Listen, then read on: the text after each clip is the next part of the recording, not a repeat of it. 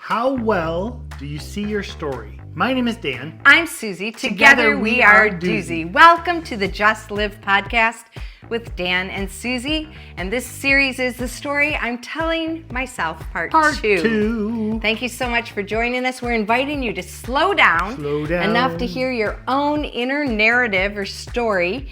Question the script. We talked about examining it last week. Pop back to number 1 if you haven't heard that one, and choose a freer, truer story. Now, as you're listening, I want you to take a moment and just think through, okay, how do I apply this to my life? How do I apply this to my thinking? Yep. And to do that, you need to notice. Notice not what we're saying, but notice what's going on in your brain. Name the stories, name what's going on, and then begin to rewrite the story you're telling yourself. So this part 2 talks about the lens of your story. We already talked about you are a storyteller. You're creating stories, you're interpreting stories, but there are something called lenses or filters that really affect your story. Okay, I want to take you into your eye doctor, or when you go and hope you don't have to get glasses. You sit in that chair and they put this How's your huge vision? Binocular thing on your face, makes you feel like an orangutan. And then they begin pushing these different lenses. And it's like, can you see better here? Or can you see better here? And it's Number like, 1 or 2. actually, I could see better before I walked in. Well, think about that for a moment, because we're thinking about different lenses. Our story always moves through our brain with lenses that we put on. And our stories, they repeat and they form and they direct our life. And if the lenses are wrong and we're repeating them, that they're actually deforming our life and they're directing our life in the wrong direction. So every story path is led by our life lenses, these lenses that filter, and oftentimes it's the combination of them. For example, I do watercolor and I teach watercolor classes, and we're always talking about combining colors for a better effect. And sometimes our lenses are covering and creating a new color or a new filter that helps you interpret your story. So there are 5 basic lenses, and there's a 6th one called others. We call them our life lenses. Let me just walk you through them, because the first one is you're going to view your story through people. Right. People that are near you, people that are far, your second grade school teacher, the person that you're watching your algorithm pull up. People are a lens for your life. A second lens is spirit. This is your spirit connection. We call him Jesus. We call him Jesus. The spirit could also be a lens that has to do with your level of peace, of stillness, of calm in your life. That's part of your spirit. Maybe like, how is your soul? How is your general being of yourself? That is your spirit lens that goes across your story. And then there's your heart. And your heart is your emotions. And there's an emotions wheel of all kinds of different emotions. We all have more than just 2. Yep. Many times it's happy or sad. No, there's a whole rainbow. I have a lot of emotions. I have to totally agree with that. But you're learning to have more. Yep, some of the lenses that we read the story through in our brain is simply coming through an emotion, maybe not actually what took place. Another life lens is the mind, how you think about it, how you process. Some of you are analytical. Some of you are engineering. You know how things work together. You can piece. Some of you with your mind are more futuristic. Some of you are more past oriented. Some of you are thinking more about the present.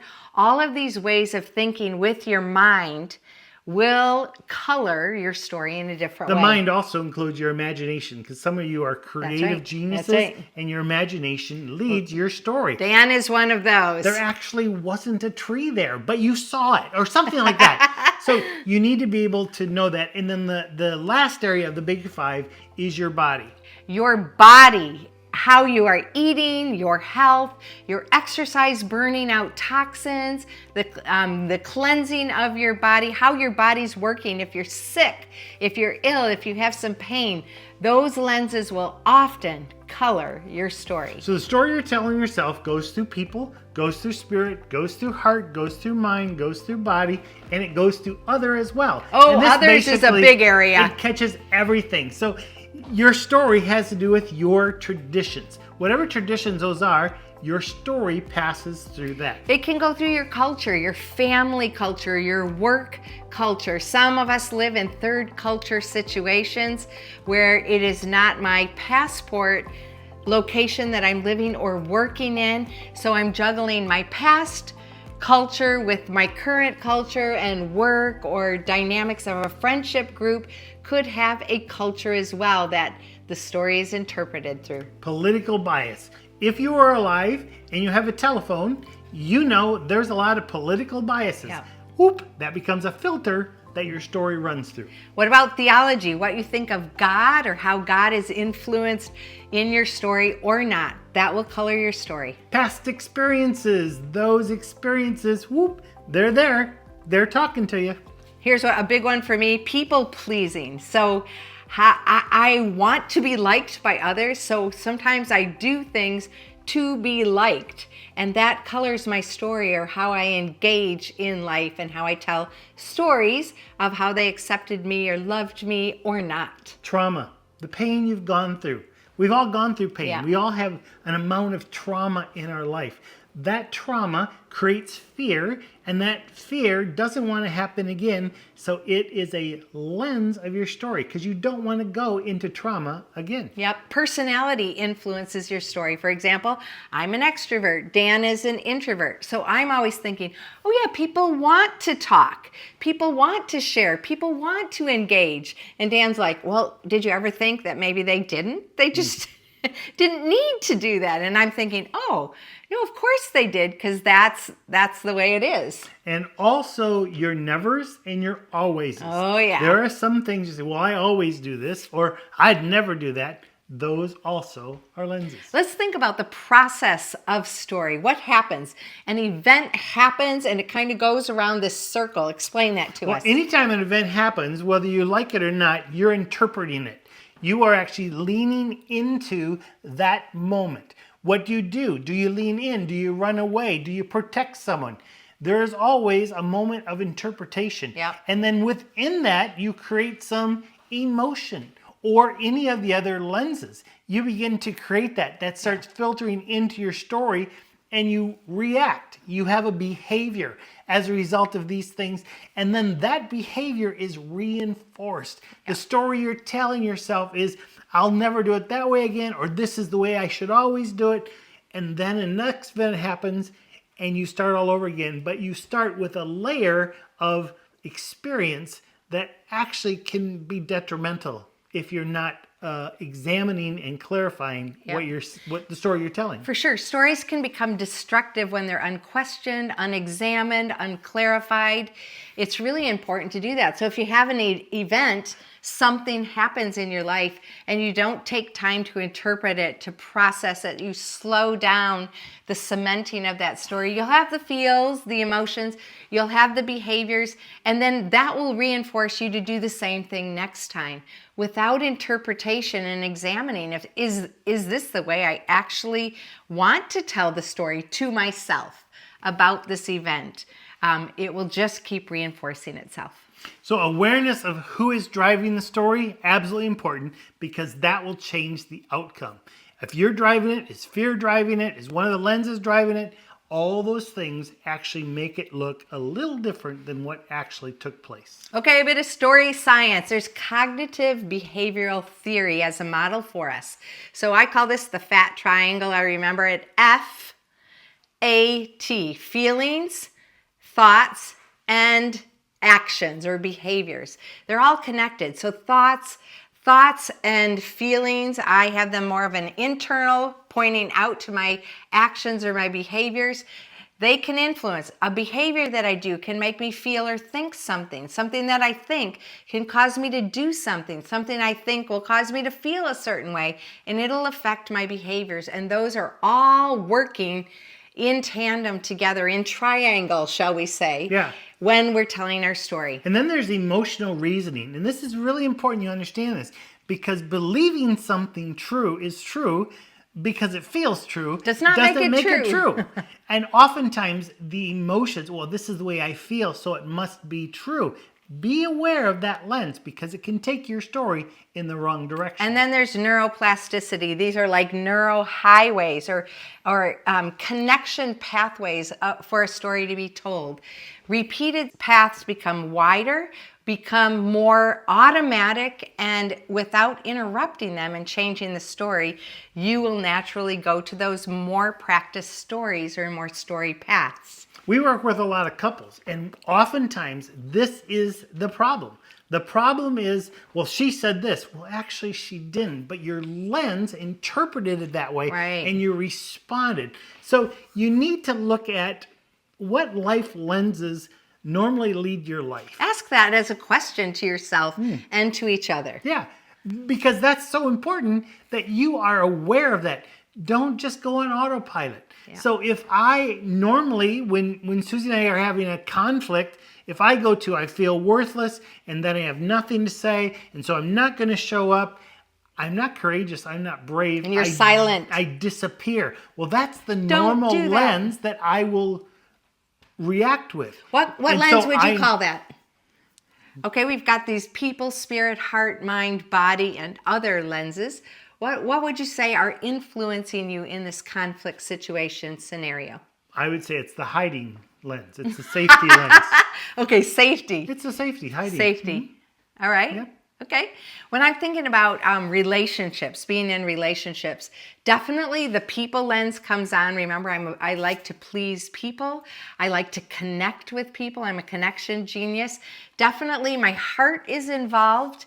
And a lot of times I'm thinking about what they might be thinking about. I think that's part of the people pleasing. So people, heart, and mind when I'm in relationships. Yeah. So how does the lens show up in your conflict? How does the lens show up in your life? How does the lens show up in your relationships? You need to be aware of these things, because normally they'll repeat and they'll repeat and they'll repeat. Yeah. So what lens normally leads your story? Is there one of these lenses that normally is the first filter? For me, it's probably emotional and then people. For me, it's brain. Yeah, mind. I run everything through several times before it actually comes out, which means when it does come out, it's probably very discolored because it's gone through a lot of different filters. Discolored. It's the way it is.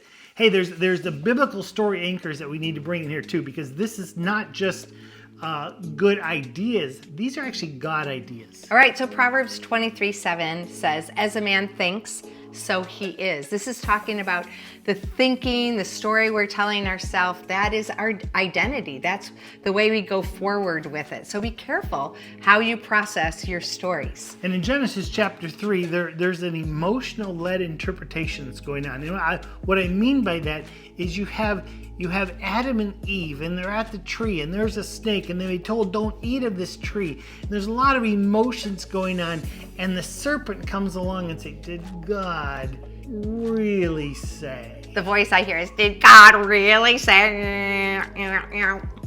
I actually at this point want to just stop and say, if Suzie would have been in the garden, we would have never sinned, because she's scared to death of snakes. I would not have listened to a snake. But anyway. Definitely not. We need to be really careful of those emotional-led interpretations. Yeah. Because emotions are important. And there are no emotions that don't are disregard them. wrong. They're indicators of what you're feeling. Yeah. But they're not necessarily true. And so when we get in those situations where it's like, well, I just feel this way, the Bible's saying that's probably not the best time to pick the apple. Yeah, Romans 8:6 says, the mind governed by the Spirit is life and peace.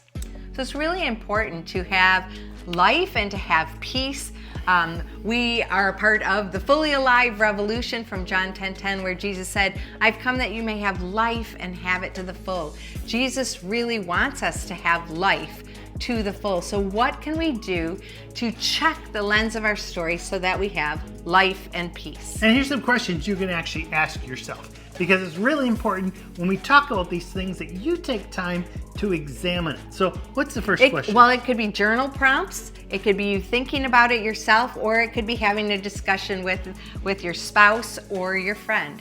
The first question is, when I'm triggered, what takes the lead? Is it my emotions? Is it my thoughts? Yes. It's others' opinions, or is it the spirit or something else? Yeah. What takes the lead, especially when you're triggered? That will probably help you identify a lens of your story. And then you want to look at the patterns. What patterns do I see in my story lens? Am I always going to thinking what she's saying? Am I always moving to fear? Am I always moving to, wow, my gut doesn't hurt? Ooh, yeah. Very, very important, because you need to see, what does this cost me? Yeah. Because this does cost you something. Right. If you see things through a lens that is not true, that is dirty. If you're driving down the road and there is something on your windscreen, there's a danger there. And there's the same dangers are there when our brain has this filter on it that we can't actually see what is true. Yeah. So here's a practice we invite you into, the stillness practice. Try it one time this week or every day this week. And it involves a breathing prayer or a centering pause where you're breathing in and you're breathing out. And this is a 2-part breathing prayer or pause that you're thinking and processing with an inhale and with an exhale. So on the inhale, this is what happened. And the exhale, this is what I told myself. And so, for instance, if there's a conflict between Suzie and I, this is what happened. Suzie and I had a disagreement as we were walking. So, and what did I tell myself? I told myself that my opinion didn't matter. Or I told myself that she's always right. Or I told myself I shouldn't walk with Suzie anymore. And whatever it is that you tell yourself, just breathe in what happened and then what did you tell yourself? And you might have to have a few breaths. What else happened? And what did that tell me? Because the story you're telling yourself is very powerful. It's very significant.